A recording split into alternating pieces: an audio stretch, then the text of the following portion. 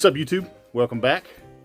Got a bit of an update on the Comet Fab chassis. As you can see, you've got the motor and trans mocked up, and got the trans cross member that comes with the Comet Fab chassis, and there you can see a ton of adjustment. You got a lot of adjustment in the front to back. You've got quite a bit of adjustment in the up and down, so definitely need to start here before we move into other things. But today we're going to talk about getting the IRS into it. Obviously, there's a lot of options you can get from Comet Fab: 4-link, leaf spring, or IRS. Do need to pick up some grade 8 4.5 inch 5/8 bolts. We got those. It does come with these washers, so there's some washers here for the cab mounts, right? And we've got these larger washers for the factory mount on the S550 IRS, and these shims that slide in the large tube there. So what's up, shop hand? So we're gonna work through this and figure it out, and I'll share some things with you as we go along here. But I'd also like to take today's video just to walk through some of the things with this chassis that are really honestly an improvement over the stock Vic chassis.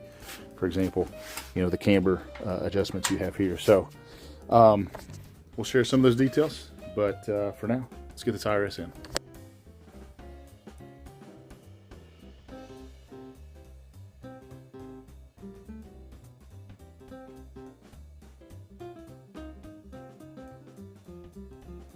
Okay, just like that, we've got the S550 rear bolted in. You can see we just stuck it right in there. There is, I showed you the pipe shims / spacer that will go in the larger bore of the cradle sleeve. Helps center up the 5/8 bolt, but basically stuck it in there.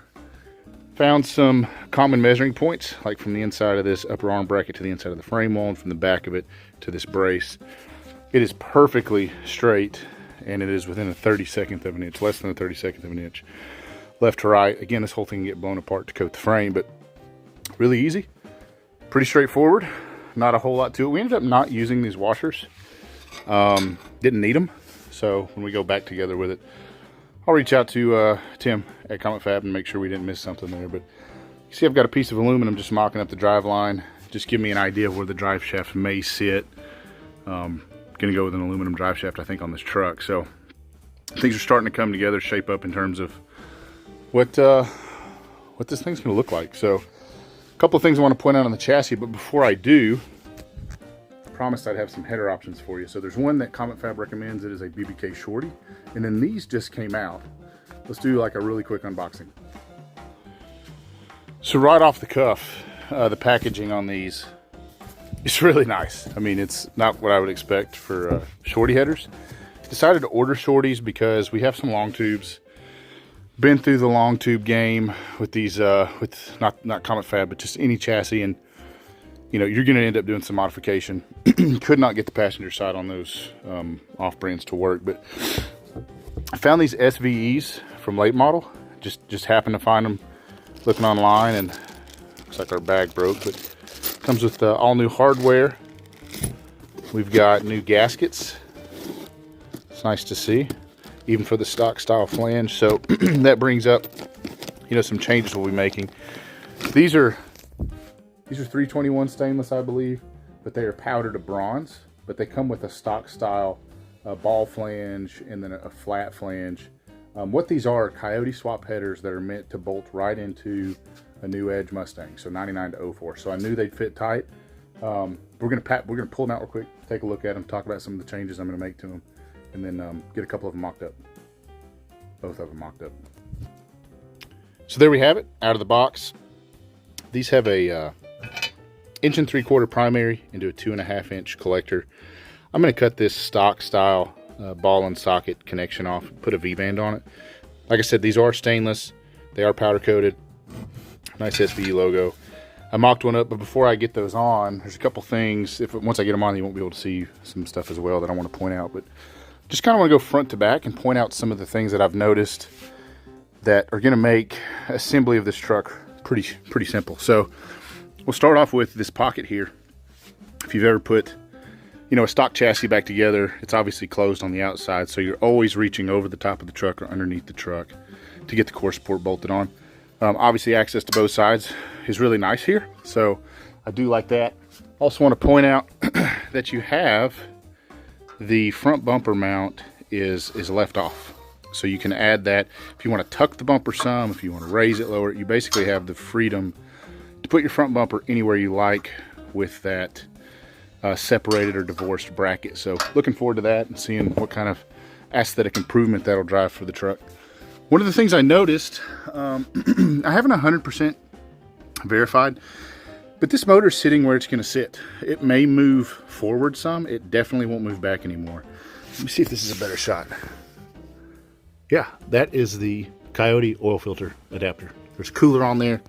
We're obviously going to slim this down some, but most Coyote swaps I've done in a stock Vic truck, stock Vic K-member truck with all the things that you end up having to work around. Life is a lot easier with a remote oil filter adapter.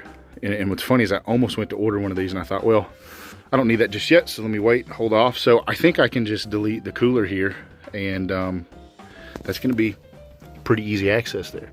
Got to get a steering rack, and I'll tell you what steering rack we'll put on that when the time comes. So definitely want to get that in to make sure we still have access, but we may get away with not needing to spend that extra coin on a oil filter relocation kit. I kind of mentioned earlier in the video, but one of the things I really love about this chassis is the adjustability that you have in the upper control arm versus a stock Vic K member. So on a stock Vic K member, all of us have done the same thing. We lower them with coilovers, and we end up taking this bottom control arm mount, boring it out to a slot, and then we go with a camber bolt from Andrew's Tuning and Performance to pull the lower control arm in and bring that negative camber out within spec. You can do all that here with this chassis, which I really like. Both sides have that. You've got a camber bolt here, so that's really exciting. Something else is, I think probably most people that do a Vic swap in a stock cradle buy the relocation mount from Outcast and then use the Outcast mount. By the way, this is a stock Vic mount. Outcast mounts are on the way. I'm just waiting in line like everybody else. So there's a 3.5 inch slot built into these motor mounts. So you have a lot of adjustment as is with just the way the chassis comes. So again, if you've got a truck that is Vic swapped and you want to get it lower, you want a different stance, but you want to reuse a lot of the parts that you have that you got from Outcast or some of the other vendors like F100 Performance, they'll work on this chassis. So motor mounts will still work, but you don't need that relocation bracket anymore. So just a quick check. Got the number 5 primary is almost dead center on the center line of where the front will be, so it's where we want it. I also like the brackets for the trailing arm mounts. Different from what you see, on a stock frame, but still similar in the sense of you got the polyurethane sleeved bracket for the trailing arm stud. So that's pretty similar to the Outcast part. May even be the same. I haven't verified. I should ask Kyle that. We talked about all the adjustability in the trans cross member. Obviously, the main brace here, exhaust can pass through. That appears to be a 4-inch tube ID. So 2.5 inch exhaust, 3 inch exhaust, won't be a problem there. Plenty of surfaces to mount exhaust brackets off of. So, and in the back, you've got holes cut in the frame just like you do in the front. You show those, both sides. For all your wires to pass through, maybe brake lines, maybe hoses. And in the back here where the fuel tank goes, you can see that there are no brackets welded. The brackets come loose. Those should be here this week. When Kyle dropped this frame off, he's the customer. He forgot to give me those. So good thing about that is you can adjust and move your fuel tank based on where it goes. So a lot of options, a lot of customability with the chassis. Don't really have to do any welding to get your suspension going. So, okay. It's a few of the highlights of what I like about the chassis, some things to look forward to, and just some things I've discovered while working on it. Next thing, and the last thing for the video is, we're gonna get this drive system pulled off here, and we're going to start installing this Power by the Hour kit. I've used it before, so it should be pretty straightforward. Looking forward to getting this on this Gen 3. Okay, and to close out the video, for the most part, we've got the power by the hour front drive, I think it's called the speed drive, installed. Flips the alternator around, moves it out of that location so we can run GM style power steering pump. Ran this on Johnny Cash. Ivan ran this on F-Word. So I've got a belt situation going on. I think I've got the wrong belt, because with power by the hour, you can specify which Roush blow or which Whipple, which whatever you're running.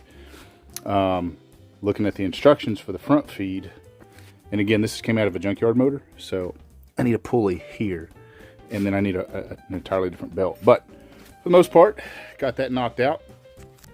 Hope you guys enjoyed a little more frequent content. Obviously, I've struggled to keep things coming, but with this build, I really want to keep that going. So I'll show you the headers mocked up really quick, and hopefully in the next couple weeks we can get started on building some exhaust videos. So, as you can see, like I said, these are for a new Edge Mustang.